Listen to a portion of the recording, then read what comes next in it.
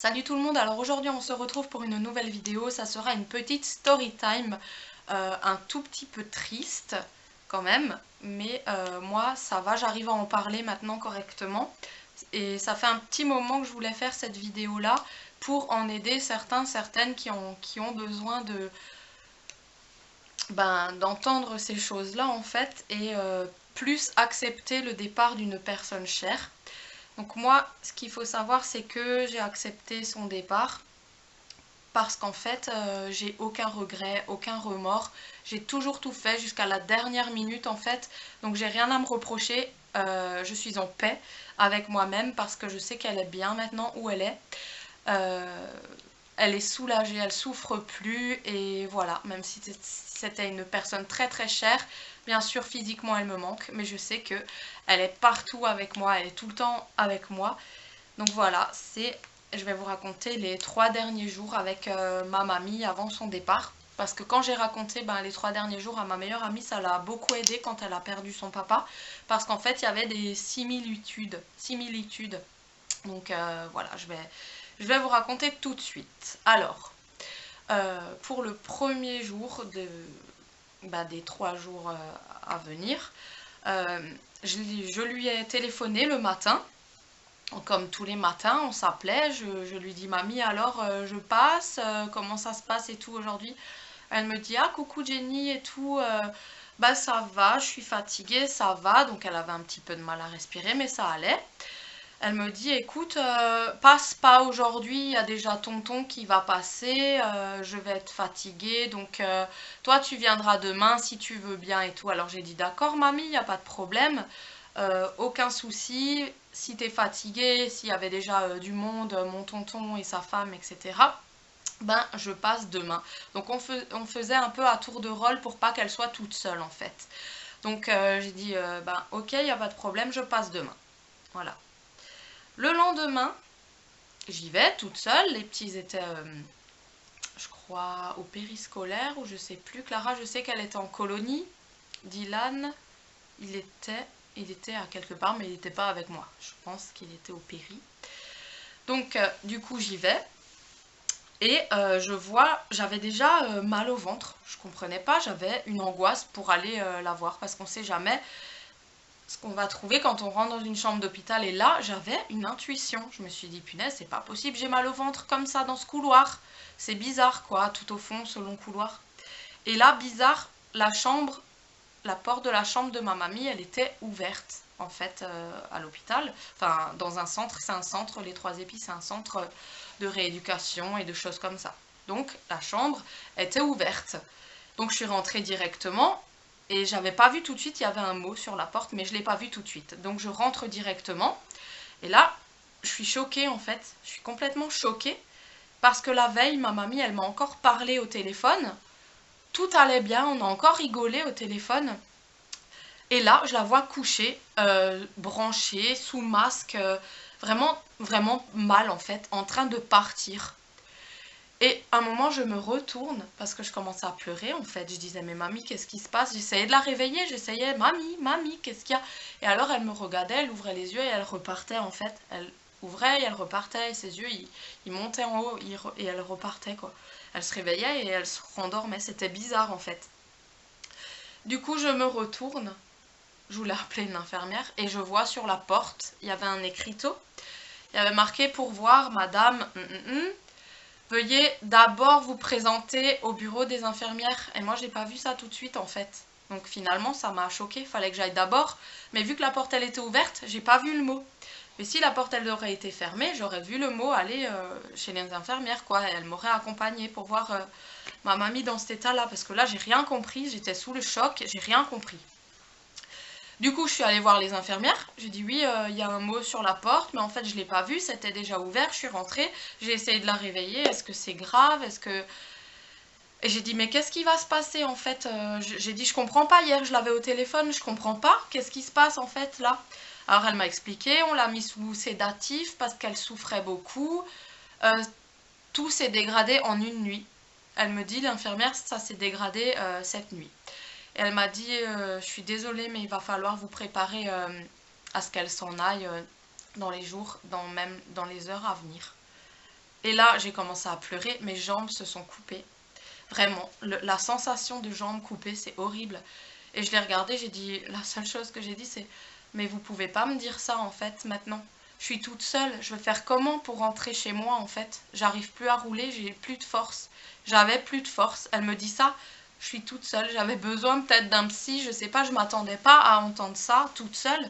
Je disais, mais je vais faire comment en fait pour rentrer? Vous pouvez pas me dire ça maintenant comme ça, ici, maintenant je rentre comment en fait? Et du coup après je lui ai pris la main.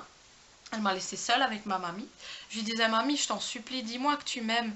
Mamie, je t'en supplie, dis-moi que tu m'aimes. Et alors elle murmurait, elle disait, oui, je t'aime, je t'aime. Elle me disait. Et après, je lui ai pris la main, je lui faisais serrer encore la main et tout ça. Et là, je me suis lâchée. J'ai dit, là, je suis seule avec elle, je vais tout lui dire. Je lui ai dit, mamie, franchement, merci de m'avoir élevée. Sans toi, je sais pas qu'est-ce que je serais devenue. Merci, mamie, de m'avoir accompagnée. Merci, je lui tenais la main. Je disais, mamie, écoute-moi bien. Écoute, je te remercie de l'enfance que tu m'as donnée, de tout l'amour que tu m'as apporté. J'ai eu une très belle vie avec toi. Et voilà, voilà, j'ai eu une très belle vie avec elle. Je la remerciais, je lui ai tout dit, tout ce que j'avais besoin, que c'était une femme merveilleuse, que voilà, et que j'étais très fière de l'avoir dans ma vie, que c'était elle qui m'a élevée et tout. Enfin voilà, je lui ai vraiment tout dit, que des mots d'amour, que j'étais hyper contente de l'avoir dans ma vie, quoi. Et c'est dur quand même, c'est difficile, j'ai aucun regret, mais du fait de replonger dans ça, ses souvenirs, et de lui dire ces belles choses magnifiques, j'avais vraiment besoin de lui dire. Et elle l'entendait, elle écoutait, je le sais, elle l'entendait, elle écoutait. Du coup, d'habitude quand je partais, elle me disait toujours non, pars pas. Alors là, je lui ai dit tu veux que je parte? Et là, ce jour-là, elle me dit encore non. Elle tournait la tête. Elle voulait pas que je parte. Alors je disais, ben, je reste encore avec toi, mamie, je reste encore. Alors je restais avec elle. Et bref, je continuais à lui parler, à lui parler. Et après, c'était l'heure d'aller récupérer mon fils au périscolaire. Il était l'heure. Et je devais récupérer mon garçon. Donc j'ai dit, mamie, je dois y aller, je vais récupérer Dylan. Et j'ai dit, bah demain, c'est tonton qui vient et maman. Donc j'ai dit, moi, je passe après-demain. Je lui ai dit, promis, je viens après-demain, mamie. Hein. J'ai dit, tu m'attends, hein. Tu tiens après-demain, je viens après-demain. Et du coup, là, on était déjà au deuxième jour, vu que la veille, je l'avais au téléphone. Et là, je rentre, je comprends pas pourquoi elle est dans cet état-là. Je rentre chez moi en pleurant. Je roulais doucement parce que bah, descendre un col et les yeux humides et tout ça en sanglots, je disais non, c'est pas possible. Je priais et tout ça. Bref.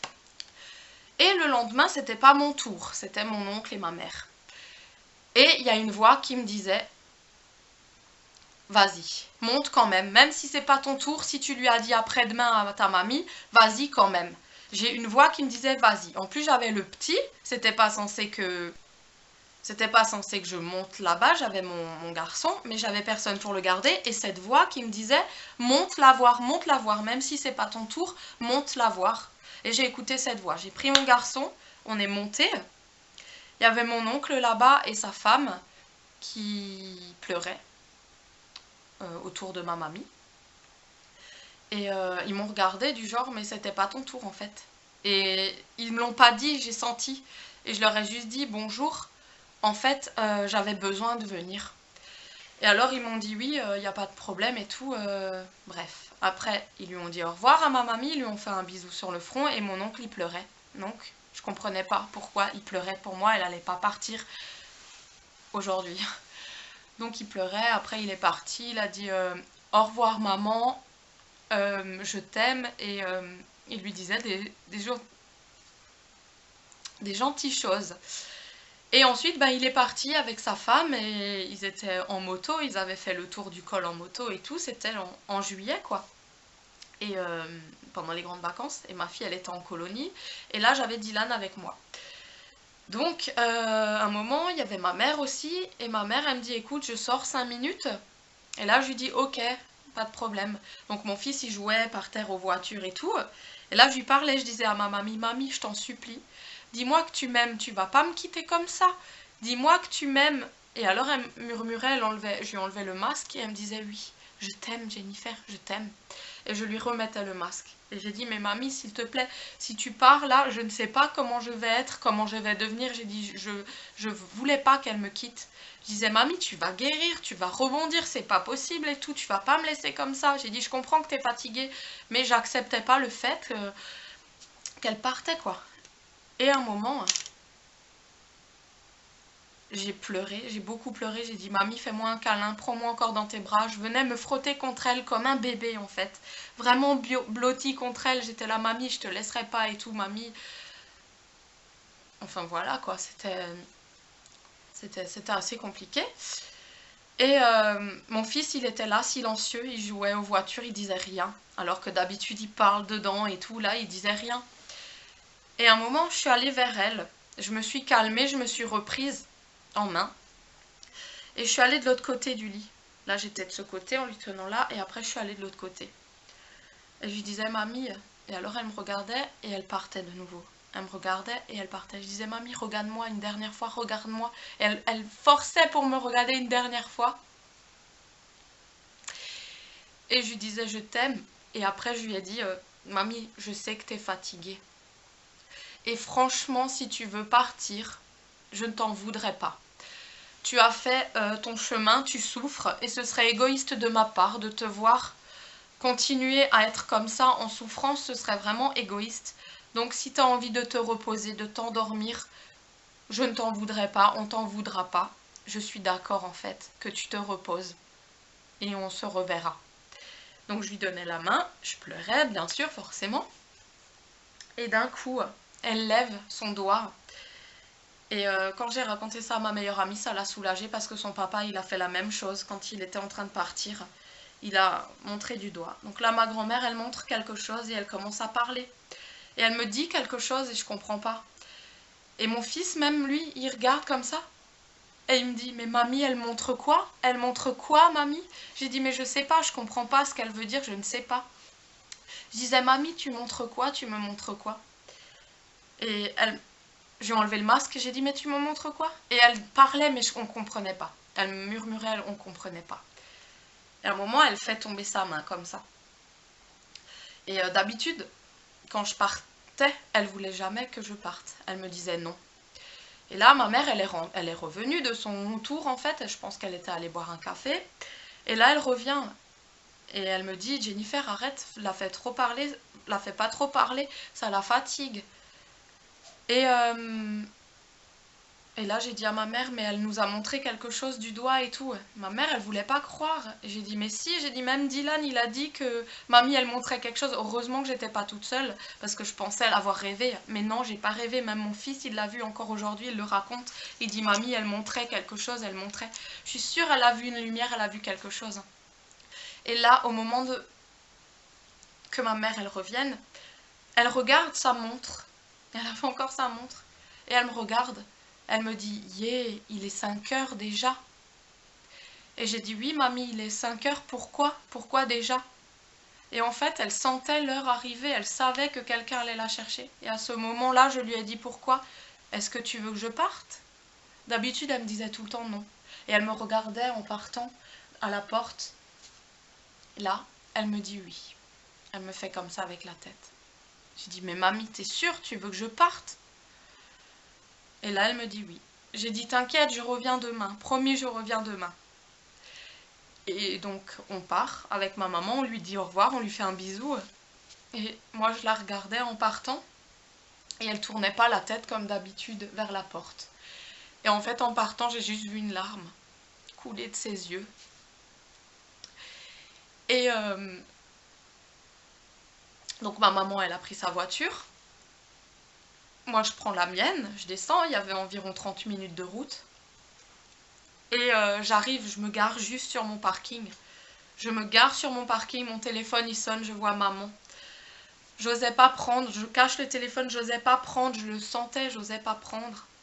D'un coup, je décroche et le premier truc c'est, maman, ne me dis pas ce que je veux pas entendre. Et là, elle me sort si.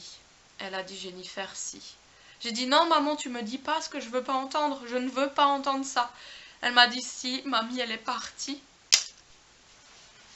Et là, mes jambes, elles se sont encore pire coupées que la dernière fois. Là, j'ai pas tenu debout. Je me suis écroulée au milieu de mon parking.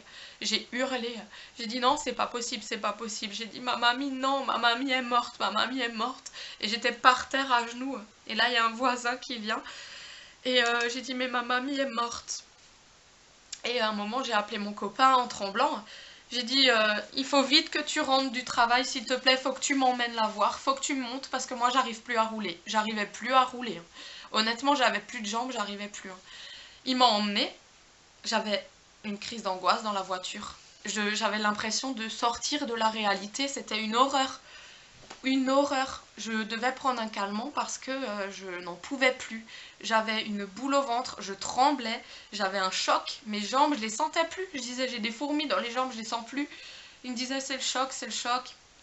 Et j'arrive à l'hôpital, je marchais, mais vraiment on aurait dit que j'étais bourrée quoi. Mais j'avais plus de force dans les jambes. Je marchais recroquevillée comme ça et en m'approchant de la chambre, il y avait ma maman déjà de nouveau qui était là-bas et mon beau-père. Et j'y suis allée et c'était trop bizarre. Plus de tuyaux, plus de masques, maquillée, habillée. Elle était plus là quoi. C'était pas elle, c'était pas du tout elle.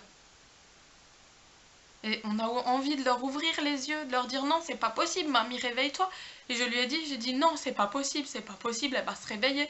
Je disais à ma mère, maman, dis-moi qu'elle va se réveiller. Hein, elle va se réveiller. Et elle me disait, Jennifer, calme-toi, calme-toi. Et moi, je tournais dans la chambre, j'étais là, mais je peux pas me calmer, je peux pas. Je faisais une crise, en fait. Je faisais une crise. Je disais, non, mais c'est pas possible, je peux pas me calmer. Et alors, par nerfs, c'est débile, en fait, mais on sait pas comment on réagit par les nerfs. J'ai défait toute son armoire.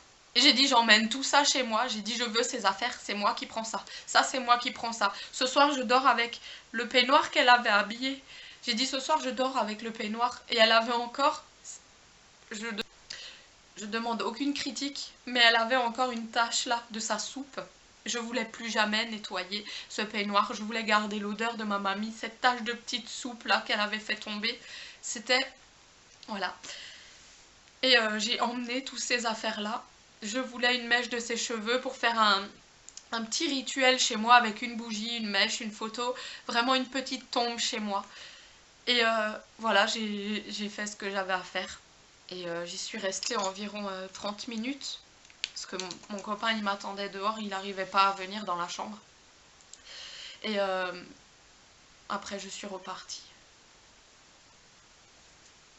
Et voilà, c'est comme ça que c'est passé les 3 derniers jours. C'est allé très très vite. Ma grand-mère est décédée, elle s'est battue pendant 6 ans contre un cancer. Ça a commencé par le cancer du poumon.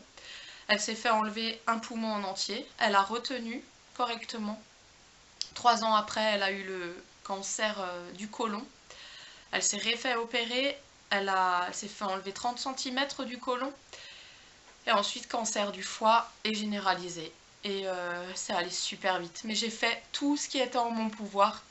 Cette vidéo, c'est un peu un hommage pour elle aussi. J'ai besoin de la faire et j'ai besoin d'aider les autres qui sont en train de vivre les 3 derniers jours. Franchement, je sais que c'est difficile, mais ça ira. Ils sont soulagés. Et voilà. Et voilà, ça va peut-être vous aider, j'espère. J'avais besoin de lui rendre hommage, de vous raconter ça. Et surtout, vous dire que j'ai aucun regret parce que j'ai toujours tout fait pour elle. J'ai essayé de la guérir, je lui donnais le jus de betterave, j'allais lui acheter... Je travaillais pas encore à l'époque, j'avais le RSA, j'allais lui acheter le sirop Vibracel, il coûtait 50 €, mais je m'en foutais, c'était pour ma mamie, je dépensais mais tout pour elle, je voulais la sauver, la soigner, je lui faisais tout moi-même, des jus, des trucs détox, je lui achetais le corosol, j'avais fait venir un corosol parce qu'à Grand Frais ça n'existait pas encore ce fruit-là qui combat le cancer, mais je lui ai donné trop tard, je lui ai acheté tous les jus de fruits et tout...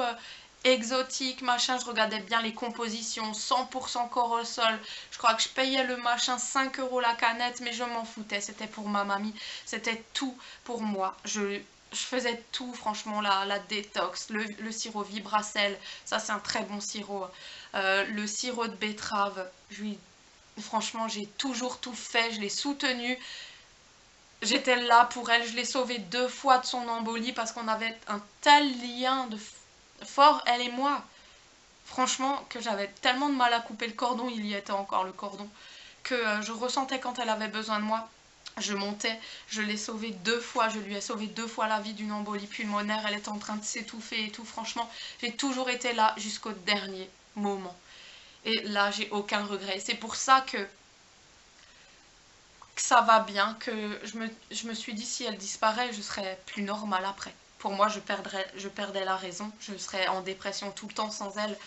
Et en fait, ce qui m'a fait vraiment avancer et être moins triste que je le pensais, c'est que ben j'ai rien à me reprocher. J'étais tout le temps là jusqu'au bout pour la soutenir.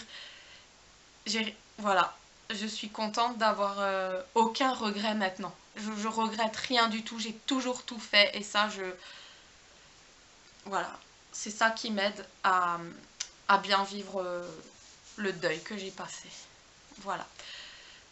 Bon, j'espère que cette vidéo ne vous a pas trop fait pleurer.